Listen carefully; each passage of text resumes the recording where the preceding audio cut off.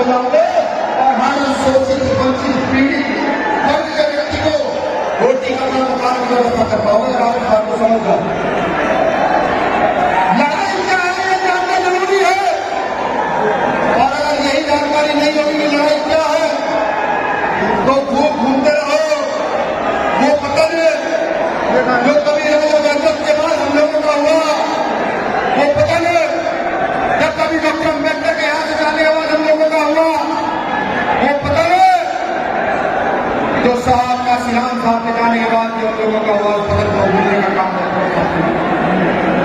और अगर चाहते हो कि जमशेद आजाद जिंदाबाद रहे और चाहते हो कि भीम आर्मी जिंदाबाद रहे और चाहते हो आजाद समाज पार्टी जिंदाबाद रहे तो मुंह से चार नारे कम लगा लो, लेकिन जाकर लोगों को समझा दो कि लोकतंत्र में बाबा साहब अम्बेडकर ने जो अधिकार दिया उस अधिकार को पाकर के इस देश में सत्ता स्थापित कर देना ये हमारी समस्या का समाधान है, दूसरा कोई समाधान नहीं है। और अगर सिर्फ यही चीख के चिल्लाते रहना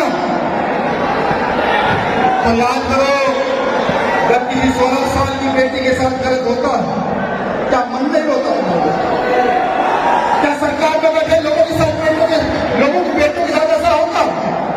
क्या सरकार में बैठे लोग उनके हक अधिकार छिन जाते हैं?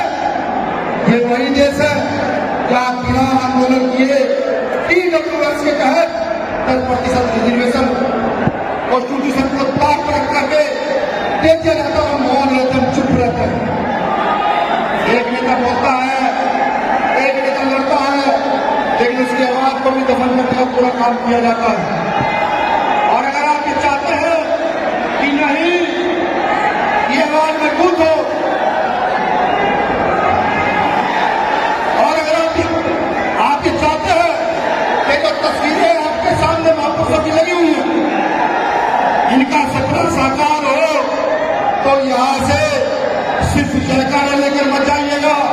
यहाँ से अपमान जो सदियों से इस देश में हमारा हो रहा है, वो अपमान जो वो लोग हर बार हमारा करते हैं, वो अपमान जो हर बार परिश्रम करने के बाद, मेहनत करने के बाद, मजदूरी करने के बाद हमारा होता है, उसको महसूस करके जाइएगा।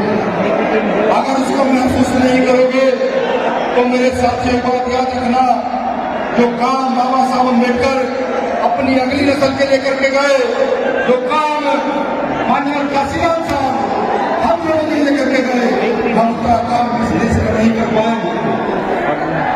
और ये समझ लो जो मेरे युवा साथी ये समझ बैठे कि नहीं सिर्फ MP MLA बनना उनका उद्देश्य है, उसी उद्देश्य को पूर्ति के लिए आगे बढ़ेंगे। तो मैं याद कराऊं आपको महात्मा ज्योतिबा फुले साहब जब तक जिंदा रहे सम्मान नहीं मिला, आज मुझे फोटो